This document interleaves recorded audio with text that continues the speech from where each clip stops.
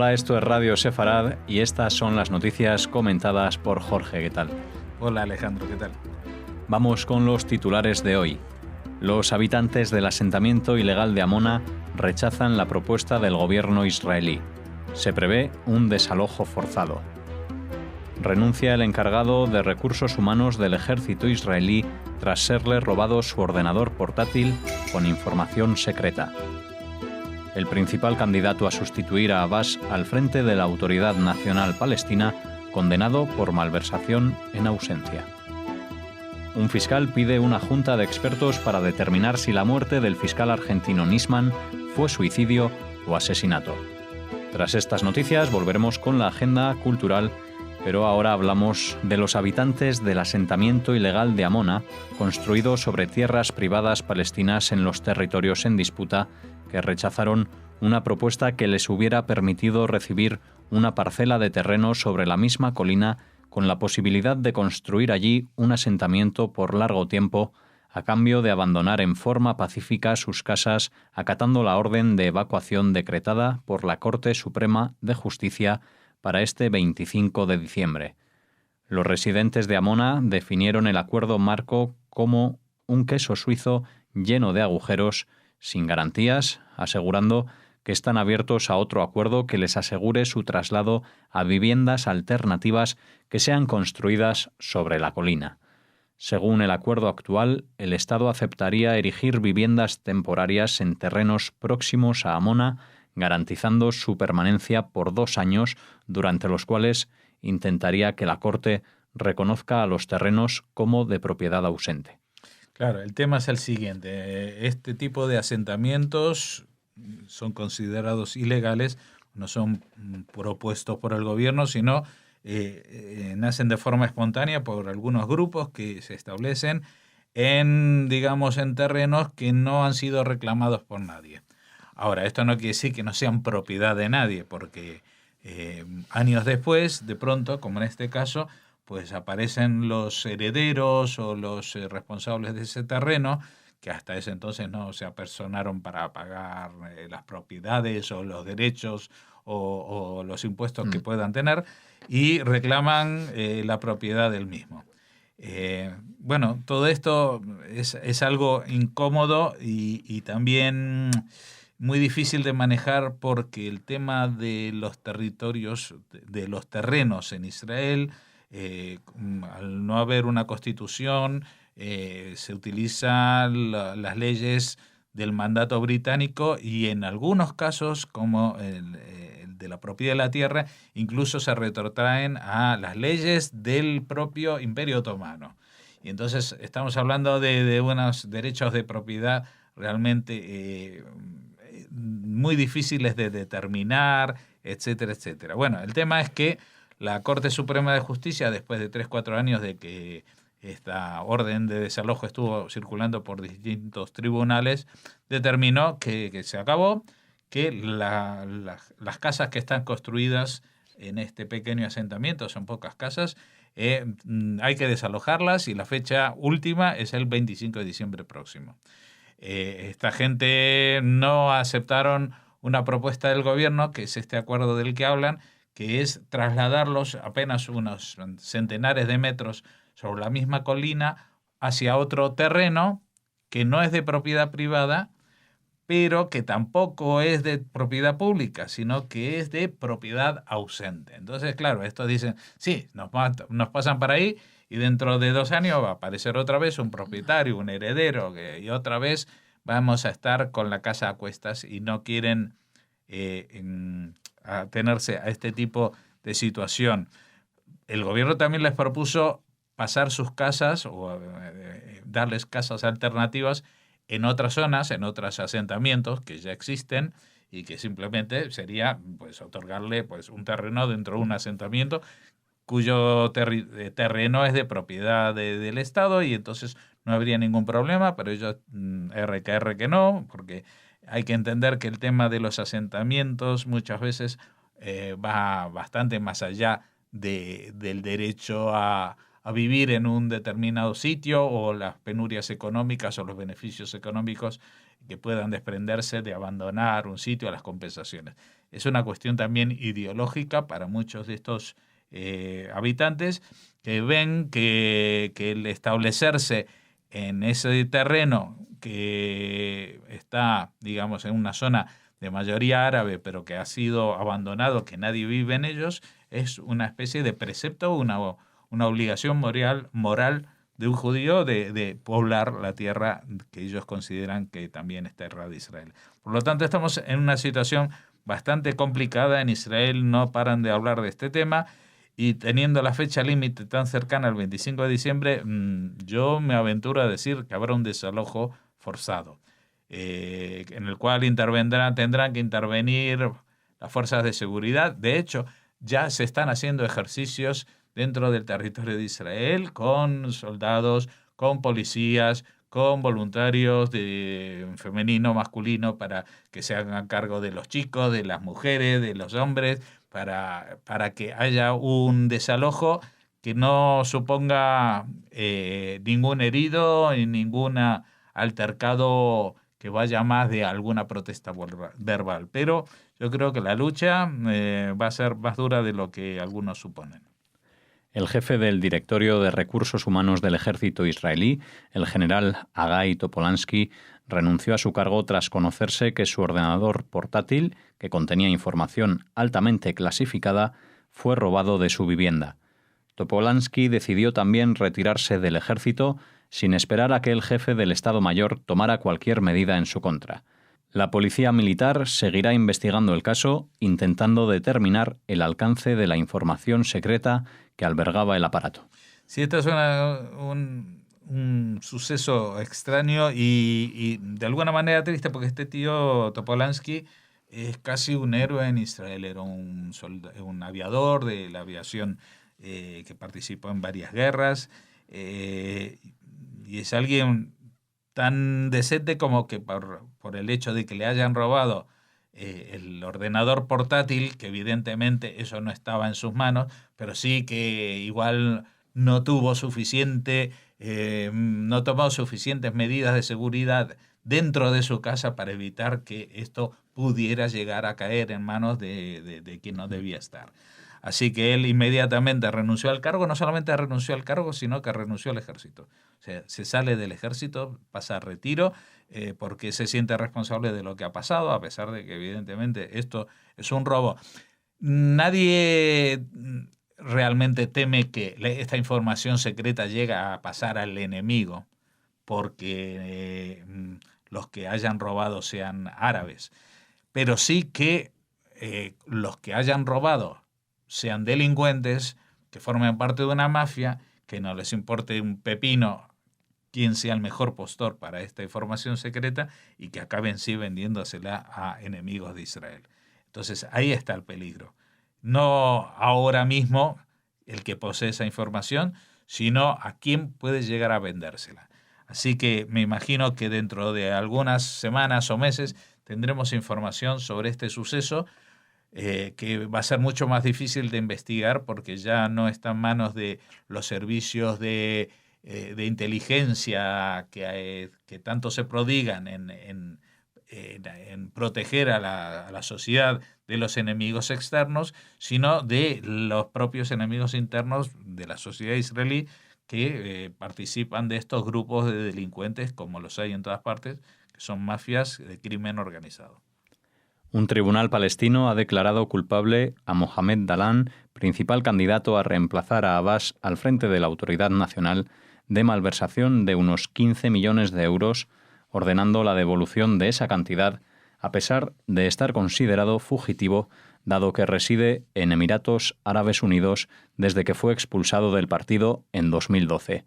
Dalan cayó en desgracia en la política palestina en 2011, tras sus repetidos enfrentamientos con Hamás y con el propio Abbas. Pues sí, Dalan es un personaje en el que en realidad muchos políticos del mundo tienen centrada la esperanza, porque ha sido muy crítico con la política palestina después de Arafat, digamos. Él es un dirigente del partido de la Organización de Liberación de Palestina, pero él estaba en Gaza. y sufrió el exilio después de que tras la desconexión de israelí de Gaza, pues tomaran allí el mando las fuerzas de Hamás. Entonces él es crítico con Hamás, pero también con la dirección en Ramallah. Eso hizo que fuera expulsado. Él está exiliado en Emiratos Árabes Unidos y ahora lo denuncian por esta malversación de 15 millones de euros, que yo no digo que igual la haya hecho o no. Lo que digo es que para que Abbas tenga un chalet que vale 13 millones de euros en Israel, pues seguramente no será Dahlan el único que habrá malversado o tocado la caja de caudales del pueblo palestino para sus cuentas y usos personales. Pero a Dahlan sí que lo van a colgar en efigie, como se hacía en la Inquisición, porque es enemigo político. Terminamos hablando del fiscal argentino Eduardo Tayano, que ordenó realizar una junta de expertos para tratar de esclarecer la muerte de su colega Alberto Nisman, hallado con un tiro en la cabeza en 2015, días después de acusar a la entonces jefa de Estado, Cristina Fernández de Kirchner, de supuesto encubrimiento de terroristas. Tayano pretende presentar un plan de trabajo a seguir por parte del equipo a su cargo y podrá requerir la presencia de otros expertos que hayan intervenido en la investigación. En su resolución pidió además que el Ministerio de Seguridad arbitre los medios necesarios para poner a disposición de la Gendarmería los recursos económicos que sean indispensables para realizar la labor. Hasta su fallecimiento, Nisman estaba a cargo de la causa sobre el atentado contra el Centro Comunitario Judío AMIA, en el que fueron asesinadas 85 personas en Buenos Aires en 1994, el mayor ataque contra objetivos judíos cometido en suelo americano, y que aún sigue impune. La denuncia de Nisman fue desestimada pocos meses después en varias instancias judiciales, pero el próximo lunes, el más alto Tribunal Penal de Argentina celebrará una audiencia para decidir su reapertura luego de la presentación de diversos recursos. Sí, la verdad que todo el tema es muy complejo de entender porque son todas ramificaciones a partir de un primer hecho que es el atentado de la AMIA en 1994. Estamos hablando hace ya más de 22 años que esto sucedió. Hay sospechosos, pero hasta ahora no ha habido juicio, porque estos sospechosos son altos mandos del gobierno iraní que nunca se han atenido a los requisitos de presentarse para declarar en Argentina, ni a través de intermediarios, y que incluso han violado repetidamente órdenes de búsqueda y captura internacional de la Interpol, que se han emitido para su presentación ante la justicia argentina. Bueno, este es el caso AMIA. El caso AMIA pasó por distintos presidentes que han nombrado a distintos responsables, jueces que han cerrado la causa, sospechas incluso sobre los propios presidentes que pudieran estar encubriendo a socios locales en el atentado este. Bueno, el tema es que el presidente Néstor Kirchner, a principios del siglo XXI, en los años 2000, pues nombró un nuevo fiscal para la causa, justamente para que revitalizarla y que saliera adelante. Este fue Alberto Nisman, que comenzó una línea de investigación cooperando con servicios de espionaje y de inteligencia de otros países. Así recabó información sobre la penetración de Hezbollah y agentes iraníes en otros países de Latinoamérica, apoyándose no solamente en informaciones de los Estados Unidos, también de Israel, etcétera, etcétera. Bueno, el tema es que también por el lado, digamos, político argentino, con el gobierno de Cristina Fernández de Kirchner, en 2013 se firmó un acuerdo de memorándum para, digamos, que estos acusados del gobierno iraní, pues, de alguna manera no tuvieran que presentar sus testimonios. Era una forma de encubrir al terrorismo iraní, que no se sabe muy bien cuál era la compensación, porque finalmente Irán no firmó ese acuerdo, sí lo hizo Argentina, despertó una tremenda crítica y rechazo en la sociedad argentina en general, pero especialmente entre los judíos, entre los más afectados por el tema del AMIA.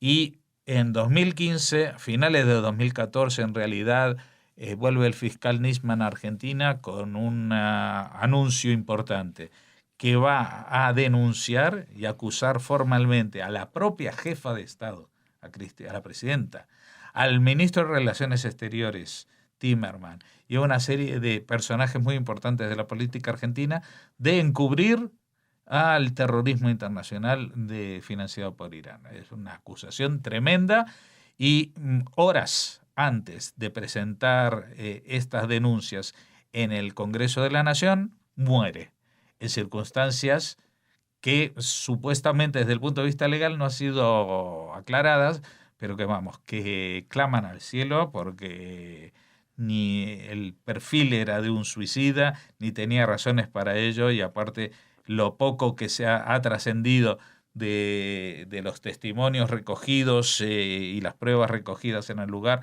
todo apunta a que fue un asesinato, pero el gobierno quiso encubrirlo, el gobierno de Cristina Kirchner quiso encubrirlo. Y bueno, cuando hubo este cambio de gobierno por el presidente Macri, que lleva prácticamente un año gobernando la Argentina, pues se han reabierto todos estos casos ramificados del caso AMIA. El caso de la muerte de Nisman, que se había dado carpetazo y había dicho, bueno, se murió, se suicidó o lo que sea, no se puede saber nada más. Ahora se reabre ese caso. No solamente ese caso, sino que también ahora se estudia reabrir la denuncia que hizo Nisman contra la expresidenta ahora, Cristina Fernández de Kirchner, y esperemos que esto lleve a algún sitio y que estos dos casos de resolverse también empujen de alguna manera a la resolución del caso central, que es el caso AMIA. Pues aquí terminamos las noticias de hoy. Regresamos el lunes con esas noticias diferentes con las que comenzaremos la semana, y les deseamos a todos nuestros oyentes de Radio Sefarad un Shabbat Shalom. Sí, yo ya me despido hasta las noticias del martes. Shabbat Shalom. Hasta el martes, Jorge. Ahora no se vayan porque hacemos una pausa para regresar con la agenda cultural.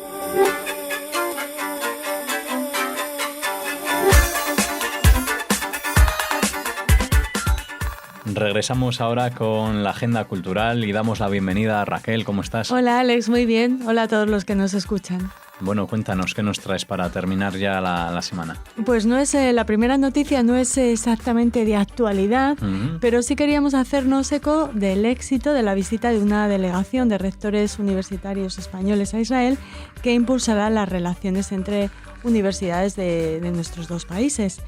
Esto sucedió entre los días 4 y 7 de diciembre.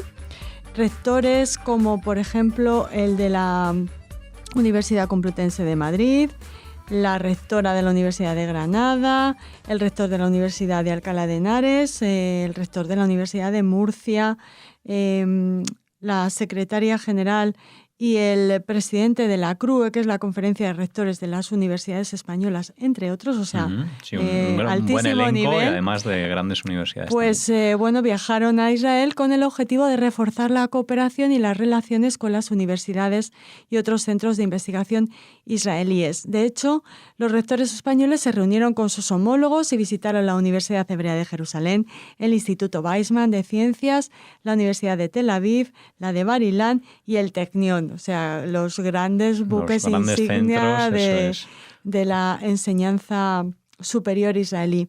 Además, aprovechar los días para conocer Israel, por supuesto.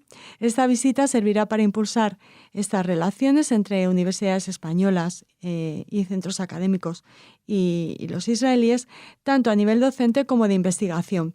Y desde la Embajada de Israel en España, que ha sido la organizadora junto con la CRUE, la Conferencia de Rectores de las Universidades españolas, pues se confía en que en un futuro próximo se puedan poner en marcha nuevas iniciativas que contribuyan a reforzar estos vínculos que han nacido con motivo de este viaje, a raíz de este viaje. Bueno, pues una visita que refuerza esas fuerzas que se han unido este año, ¿no? Que son muchas para establecer relaciones Israel y España, ¿no? Para reforzarlas, para ¿no? reforzarlas, ¿no? Pero en este año que digamos que se cierra con grandes grandes eventos y con unas muy buenas relaciones. Hablando de eventos, este viernes se inaugura el Centro Hebreo Vivo, el nuevo Centro Hebreo Vivo de Rubén Freidkes, de nuestro querido colaborador, y habrá también un encendido de velas de Hanukkah. Se adelantan un poquito, pero bueno, como es motivo de celebración, pues... ¿Dónde? Dinos dónde. Pues mira, te voy a decir la hora primero, ¿vale? De 16:30 a 19:30. Y la nueva sede está en la plaza de Emilio Jiménez Millas, en el número 2, en Madrid, muy próximo casi a escasos 50 metros de la céntrica Plaza de España. Ajá. Así que si quieren asistir a esta inauguración, entren en la página web de Hebreo Vivo y allí, bueno, pues se tienen que inscribir para poder asistir y ver este nuevo centro de estudios y actividades de Hebreo Vivo, una organización dedicada a la difusión del idioma y la cultura hebrea entre la población hispanoparlante. Les hemos hablado en ocasiones de qué hace Hebreo Vivo, pero destacamos las clases de hebreo en Madrid, Barcelona, Israel y a distancia por internet, online, y los cursos académicos sobre judaísmo en la Universidad de Bar Ilan en Israel. Los encuentros culturales que realizan giran en torno al mundo judío e israelí a través de talleres, excursiones a juderías, charlas y proyección de documentales, entre otras actividades. Así que desde aquí le deseamos muchísima suerte a Rubén Freidkes. Le estamos esperando aquí para que nos cuente cómo se desarrolló la inauguración y bueno, que todo éxitos, que se lo merecen los de Hebreo Vivo. Pues nada, que ahí están invitados todos los oyentes de Radio Sefarada a acudir a este nuevo centro Hebreo Vivo este viernes a las 4:30. Este viernes entre las 4:30 y las 7:30. Perfecto, 3 horitas ahí para disfrutar de la apertura de este nuevo centro. Seguro que van muchos alumnos, muchos amigos, va a ser una fiesta muy divertida y además encenderán luces de velas de Hanukkah. Perfecto. Pues cuéntanos qué más. Terminamos con la habitual, ya tradicional recomendación literaria. Muy bien. Para el fin de semana les hablamos del último libro de la periodista Isabel San Sebastián, que publica Plaza y Janés, se llama Lo último que verán tus ojos, un título contundente, y es un thriller histórico fruto de una labor de documentación exquisita, con fantásticas recreaciones del pasado y el presente de ciudades como Budapest, Toledo y Nueva York, y con una pareja protagonista atractiva y carismática cuyas diferencias, discusiones, objetivos comunes y tensión sexual marcan toda la trama. Una trama que a nosotros nos interesa especialmente porque habla de las relaciones entre España y el nazismo durante la Segunda Guerra Mundial, por un lado, y la labor humanitaria de diplomáticos españoles en el rescate de judíos. Por otro, del cobijo que prestó Francisco Franco a varios nazis fugitivos tras el fin de la contienda. También San Sebastián se refiere a las similitudes entre la expulsión de los judíos decretada por los Reyes Católicos en 1492 y la solución final puesta en marcha por Eichmann casi cinco siglos después. El comercio internacional del arte, reflejado a través del viaje que hace en la ficción una pintura del Greco expoliada por los nazis a una familia judía que la había custodiado durante siglos hasta su salida al mercado en la actualidad, es otro de los asuntos de esta novela, de este thriller, Lo último que verán tus ojos. Así que esperamos poder hablar con la autora muy pronto aquí en Radio Sefarad. Se la recomendamos como lectura para este fin de semana junto a nuestros mejores deseos de descanso y Shabbat Shalom. Shabbat Shalom. Con esto cerramos las noticias de este fin de semana. Y nos vemos en las noticias de los lunes. Como hemos dicho, Shabbat Shalom.